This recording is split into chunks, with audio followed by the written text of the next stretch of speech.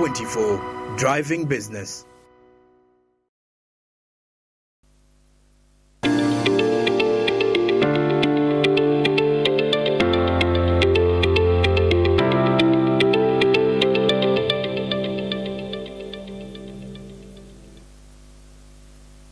No data, no problem. Zabu allows you to buy or sell securities on the Altex exchange from anywhere in Uganda via USSD. Step 1. To buy, dial *292#. Step 2. Select buy. Step 3. Select the product you would like to buy. For example, bonds. Step 4. Select your preferred maturity year. Step 5. Select the bond you would like to buy. Step 6. Input an amount of 15,000 Ugandan shillings or more. Step 7. Your order has been forwarded for processing. And finally, Step 8. Your order has been confirmed.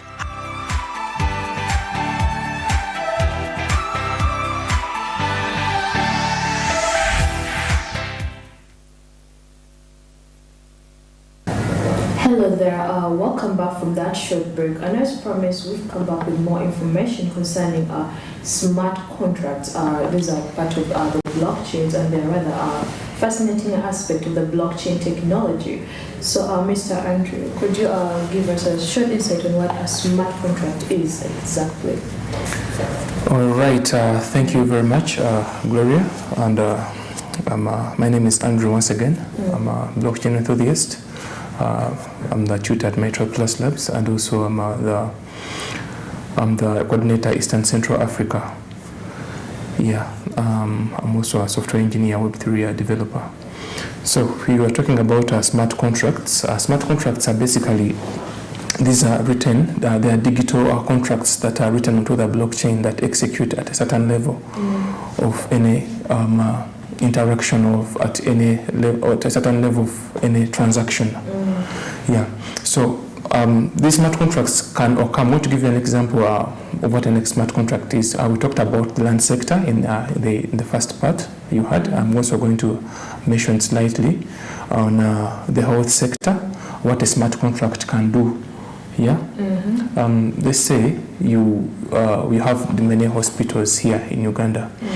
Yeah, but these hospitals, sometimes when you get a bigger problem, you are referred. Let's say you have been admitted to maybe Mulago Hospital.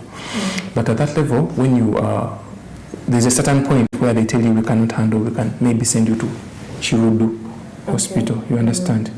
But there is a record. You get my point.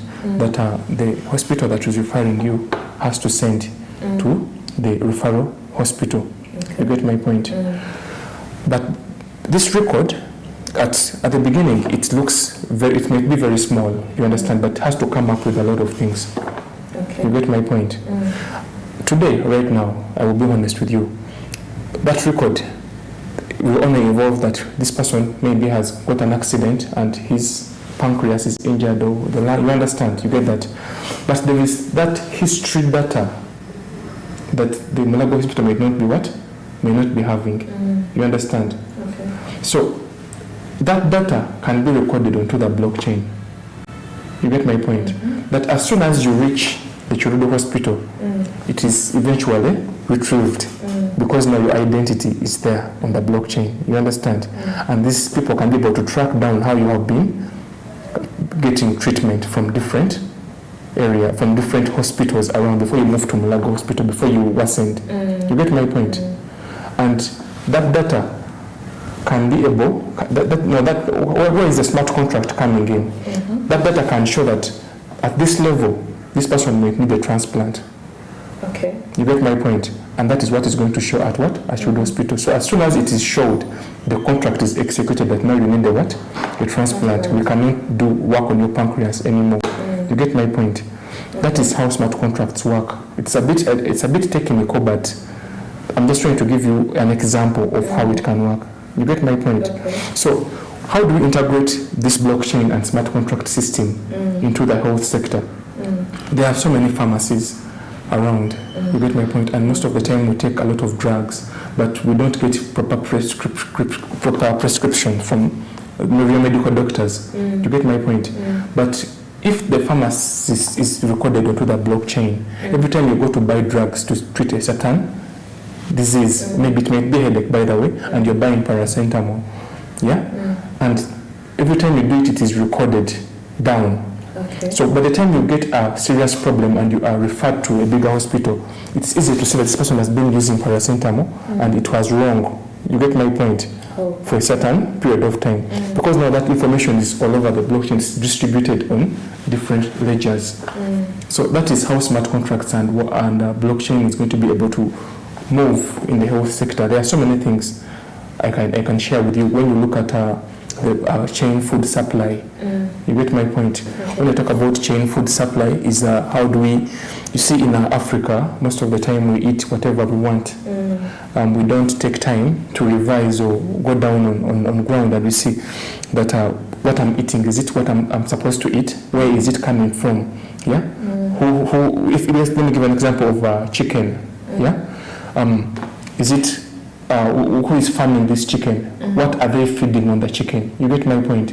We don't have that information. You just go to the market and you buy your chicken and you go home and you do what? And you slaughter and you enjoy. So what you're saying is that I'm able to track it from the producer to the supplier to whoever. Exactly. Yeah, with blockchain, and the smart contracts, it's going to be very easy for us to track down. That is the food chain supply, straight from the person who is doing the farmer of the chicken. But still on that blockchain, there is the person who is providing the chicken feeds. Okay. So that you will know the chicken I'm eating, what was it feeding on? You understand? This is how we are able to manage diet. Okay. But we cannot manage diet without that information. We end up now going into other things. Like now taking drugs to cut off stomach, doing chop weight, you understand? Weight gain and all that. But in actual sense, it's all about what you eat. But how do you know, how do you track down what you eat, where it's coming from? So the blockchain can easily do that for you with the smart contracts. You're able to find that this chicken I'm feeding on was from this farmer. It was feeding on this particular feeds. This is the retailer I bought it from. And up to the dish, up to the plate, you know how it has been moving from the supermarket where you bought it from the farmer who was farming it, and also the person who was feeding it with what? With feeds. The same thing with the general, we see here the government is providing a lot of seeds to farmers, and they come up, they start complaining that the seeds, they are not of good quality. You understand? But the blockchain can solve that problem in just a blink of an eye. You get my point? How so? The farmers just need to put the whole structure onto the blockchain where they are buying the seeds from. Because now if they know they are buying the seeds from Gloria Farming, I'm just giving an example, farming company, they know that the seeds from Gloria Farming Company are of what? Are of good quality. You understand? In case they get other, in case there is a problem, a smart contract is executed, to stop you from supplying. You get my point? Okay. That is how smart contracts work. Okay. So now, when you supply the seeds, to the farmer, the whole system will know, that kind of. Now, I have a friend of mine. He's the owner of Chika Coffee plantation. Chika Coffee. It's not a plantation. It's called Chika Coffee Company. It's in Liantonde. Okay. His name. He's a very good friend of mine, actually. But he tried to integrate what we call blockchain. He's trying to integrate blockchain in the coffee industry, and he's doing the same thing. They are tracking down, the farmers, and they are able to know the quality that comes from different farmers. So basically, your friend has already integrated exactly. Smart contracts in his business. Exactly. Maybe when you get time, you can also go to our website, our YouTube channel, Metro Plus Labs. He has a number of videos there showing how they have been doing it, and it's very good. It's really good. It's going to solve so many problems that we are having here in Uganda, especially when it comes to the farming sector. There are so many things. Every sector has to be affected somehow with the blockchain technology. The aviation industry, at the moment, there's a process you need before you go on a plane to fly to maybe the UAE, right? To book a hotel where you want to sleep and spend your honeymoon.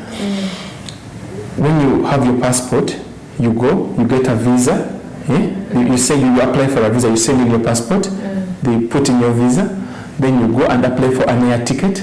You get my point? They're all different entities, but they want to achieve the same the same goal. When you apply for any air ticket, maybe using Emirates or whatever you're using, then you have to go and your destination, you have to book a hotel there. You get my point? They're all different entities, but they want to achieve one goal. But this can all be put on just one network. You get my point? As soon as there is a government on that network, there is a hotel, there is an airlines, and there is a hotel, there is an airlines, there are two governments. The government where you are going that is going to issue the visa, and also the government where you're coming from that is going to issue the passport. Okay. That information is easy to be kept and it's easy to use on the same network. You understand? Okay. It's not going to be easy for people to run when they reach abroad and they disappear, because now they don't have information about them. Yeah, that is everywhere. But here, the government issues you the passport. You're on the blockchain, Gloria. The government will issue the document, the travel document, the passport. The other government where you are going will stamp in the visa for you, a digital visa. Yeah, and also the airlines will give you a ticket still on the blockchain. You just need to walk from your home to the airport and to the hotel you have booked. Interesting. Yeah. So that is how the smart contracts are working. So, these smart contracts are written in codes or something? Yeah, smart contracts are written, of course, in codes like any other software. So everything that is software, it's coded in a certain way. Called law. Yeah, I'm going to come to that. In a certain way, like you see, the way you see the normal programming languages like Java and so many others. But people who come to this part of they want to learn how to program on Web3, there are things you need to first understand. Yeah, Web3 is very wide. Okay. You get my point. You can learn you can have the normal programming language, what we call maybe the object-oriented programming, whereby you can do a very good Java software development, or you can do a C+ and all that. Those are the basics of where you can start from. It's very good to know those languages, but you need to first understand that I'm going to focus on the Web3. Yeah, what am I looking at? You get my point. Am I looking at cryptocurrencies? Okay. Am I looking at industrial software? Do you get my point? First, understand what exactly you're going to be looking at, because they're different. Many people just come into the system and they want to start programming with Web3. If you're looking at cryptocurrencies, you can first learn Rust. Yeah, that is the Solana network. It's really good, and Solana is really using that network for so many things. Actually, they are developing mobile application, a mobile application network, the way you see on Android and so many others. But for it, it's totally for apps for the mobile phone and Apple and so many others. Then you can also learn what we call Solidity. So it is for Ethereum ERC20. Yeah, you can be able to develop those smart contracts and so many others. But you need to understand this for cryptocurrencies. Now with the blockchain systems, the way I've been explaining this, you need to first understand what we call hyperledger technology. Yeah, maybe also chain link. Those are the terms there that you need to first look in. That am I going to do a chain, or am I going to do a hyperledger, and so many others, or am I going to do cryptocurrencies? Because if when you say you want to learn all of them at once, they're a bit exhausting, and you need to specialize in one thing. Okay, so let's say I want to do one of cryptocurrency. Yeah, then you can go for Rust.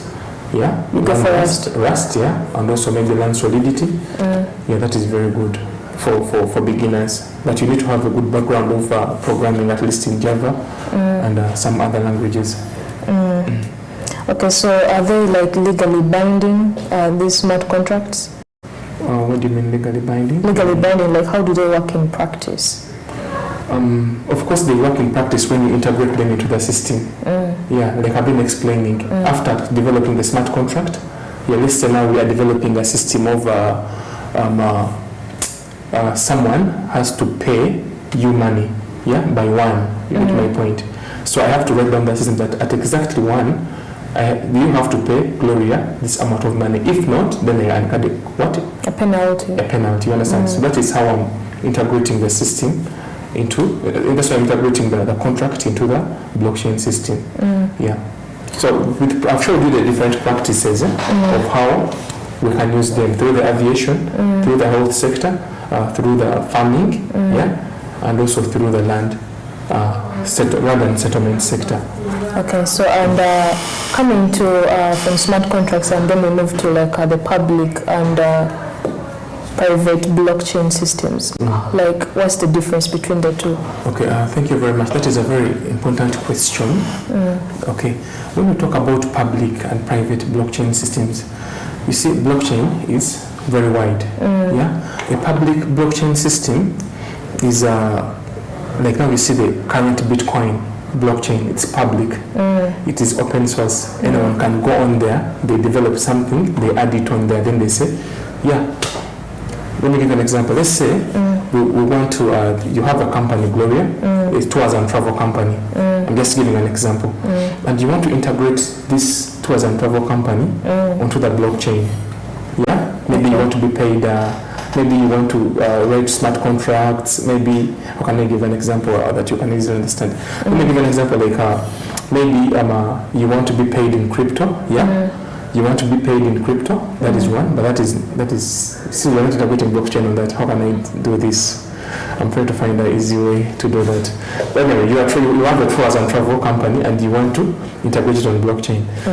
So, companies, you can just go on the Ethereum blockchain. It's a public blockchain. Okay. Yeah? There are nodes there that were programmed and left for you to continue. You get my point? But every time, you go and put your system onto on that blockchain, yeah, you have joined their network, the Ethereum network. You understand? So let me give an example of the land issue. Yeah. So now we've developed our software that then we've put the titles, land titles onto the blockchain. Yeah. But then now there's this transaction that whenever I'm selling to you the land, we need to transfer the smart contract. So we need to transfer the title to your names. You get my point? So we can put what is called a gas fee. And that gas fee has to be paid in Ethereum because that contract is on the Ethereum network. Okay. You understand? So now, this means that the Ethereum network is open, is public.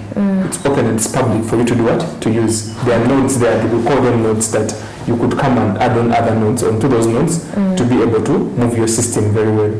You get my point? But there are companies that you have private blockchains. These ones are sometimes in banks. You understand? And they don't want other companies to come onto their blockchain, or they don't want to integrate or share information within their ecosystem to various other people around there. So how is this done? These guys do a private blockchain into their, like, let's say, banking system, and then they could do what they call maybe their central bank, maybe their small digital currency that works within the bank. You understand? And we use it for a certain for something. You get my point? You can say now the bank can say now we have this digital currency that we use, yeah, but you only access it when you are in the system of the what?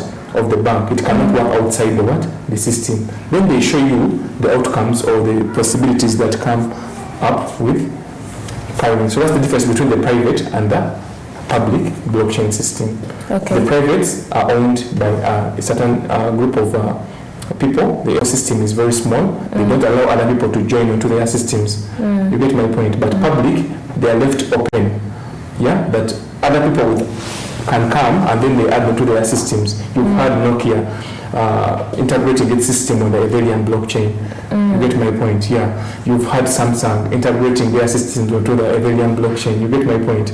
So because the blockchain was left public for them to come and join their systems on. Okay. Yeah, thank you very much. Interesting. And could you be having any insights you would like to give to our traders out there before we close off? Yeah, traders, now that's a different topic. Traders, you need to, first of all, you need to learn how to trade. That is the first thing.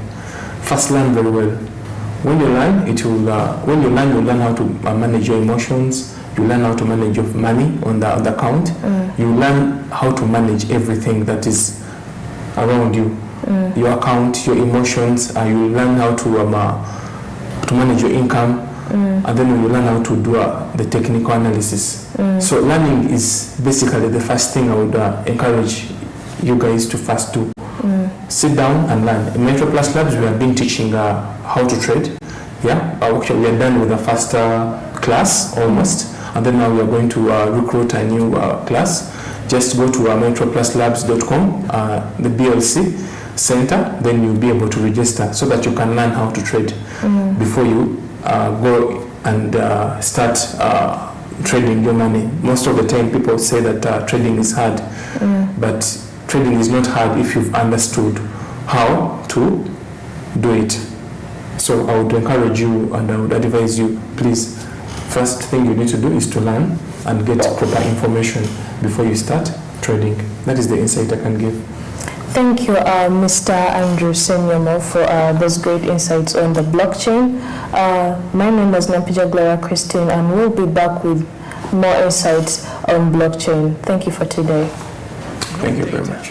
No problem. Zabu allows you to buy or sell securities on the Altex exchange from anywhere in Uganda via USSD. Step 1. To buy, dial *292#. Step 2. Select buy. Step 3. Select the product you would like to buy. For example, bonds. Step 4. Select your preferred maturity year. Step 5. Select the bond you would like to buy. Step 6. Input an amount of 15,000 Ugandan shillings or more. Step 7. Your order has been forwarded for processing. And finally, Step 8. Your order has been confirmed.